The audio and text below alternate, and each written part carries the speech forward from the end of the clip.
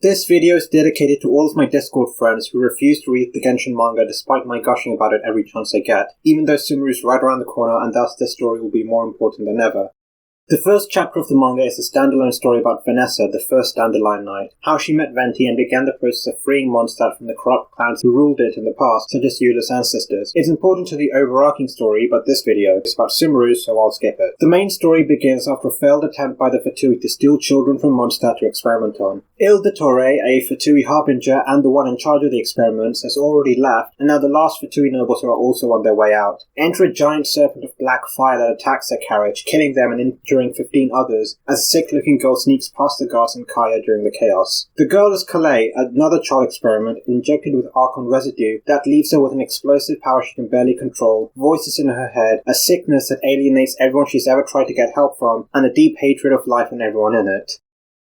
Unfortunately for her, she's found moping by Amber, who begins the process of cementing herself as Genshin's undeniable best girl by insisting on helping Collei find what she's looking for, though she doesn't know what it is yet, and giving Collei someone she can place her faith in at long last. This happens while Amber helps the Knights of Favonius investigate the quote-unquote Black Fire incident, and she makes the first breakthrough in the case by finding a clue in some burnt paper salvaged from the wreckage. She follows it to a Hilichurl camp and a Fatui beacon, but is interrupted by one of Dottoro's creations, the lackey he killed in Chapter 1 after he almost revealed the secrets to Diluc, now rebuilt as a cyborg. Jean arrives in time to help, and Amber figures out a way to destroy him using the Hilichurl's explosive barrels. Jean reveals that the clue Amber found also implicates Diluc and his deceased father. Back in Mondstadt, Kaya and Diluc explain to Jean and Lisa respectively about the day Diluc's father used the delusion and the repercussions of it. Diluc was implicated because the delusion left the same smell as a black fire, but the story clears his name. Collei hands over an encrypted document she stole from the library, and Lisa asks her teacher at Sumeru Academy for help translating it. Amber takes a break from searching for more of the Fatui beacons to show off Mondstadt to a melancholic Collei, taking her to celebrate Ludi Harpastum with her. Collei is reluctant at first, but through a mixture of Amber's enthusiasm and being too dumb to win intellectual competitions by herself, is ultimately drawn into celebrating alongside her.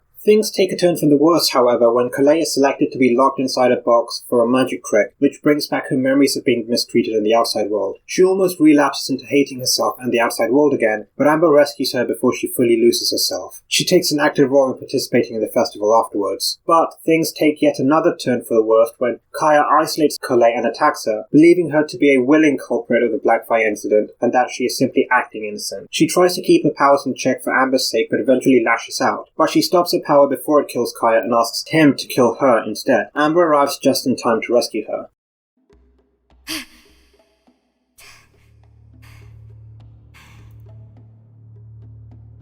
Oh, that's right.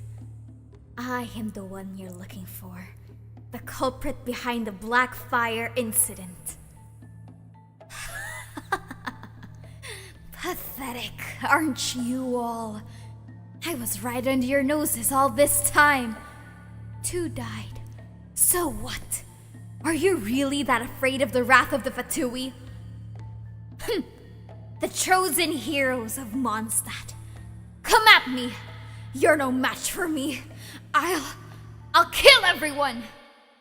Collei admits to her that she's the culprit and tries to play the villain, but Amber calms her down. She says Collei is a good person and someone she admires. It works, though Collei is still shaken. Lisa's request to Sumeru is answered by Sino, who performs a ritual on Collei to seal the residue inside her. At the same time, Barnabas, one of Dottoro's underlings, arrives in Mondstadt as the Fatui's representative to investigate the Black Fire incident. While Diluc is able to fool him at first by using his father's delusion to create similar flames, he senses Collei's ritual and goes to find her instead. Barnabas was the one who experimented on her in the first place and attacks the girls in an attempt to take her back, but Amber defends her. The fight goes poorly until she turns the tables and pins Barnabas to the ground, but just as the girls turn to leave, he transforms into a monster and attacks again. Amber protects Collei with a wall of fire and fights him alone despite sustaining many injuries, but even after landing some key shots is unable to defeat him. Here comes the interesting part. Something happens that boosts the power of Amber's vision, which, combined with Diluc arriving in time to pin Barnabas again with chains, allows her to deal the finishing blow, taking him out once and for all. Kaya and the Fatui underlings arrive soon after, and the former captures Diluc and frames him for the Black Fire incident, as well as the attack on Barnabas.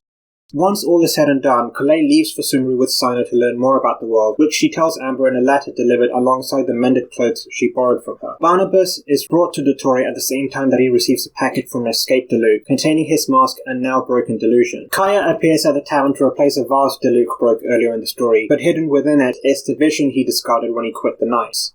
All the key players not from Mondstadt are from Sumeru or currently based there, with Dottore and Sino already mentioned in-game and the Travail trailer respectively, and Collei mentioned via an Easter egg. Lisa's time at Sumeru was also bound to come up in the Sumeru Archon quest, not to mention Collei herself. We also potentially see the effect of a vision resonating with two people's ambitions at the same time, and this was over a year before we saw Kazuha ignite his friend's dormant vision. We also got a showcase of what Archon Residue could do long before the Inazuma Archon quest, as well as some really interesting character developments for Diluc, Kaya, and Amber. I skipped a lot of stuff, so I highly recommend you check the story out for yourself on Mangadex. Also, ChillWithAster, who does Genshin theory videos, has also dubbed some scenes from the manga that I recommend you check out too. Links to everything will be in the description. Oh, and if you're wondering how Amber was able to do so much damage to Barnabas, she's much stronger in the manga with a lot more powerful abilities too, like throwing flaming stones at Hilichurls and the fire shield I mentioned before. If she was half as effective in-game as she is here, she'd be a mid-tier unit easily. You also can't stress enough how endearing her bond with Collei is, so if the Sumeru quest doesn't include the two reuniting, or come with a hangout/character quest that's just the two of them having fun together, I'm going to riot. Also, Collei is Genshin's Nino, so of course I'm going to be mad if she's not interesting in-game too. But until then, thank you all for watching the summary. Please let me know what you thought in the comments below, like and subscribe to help the channel grow, and as always, have a great day.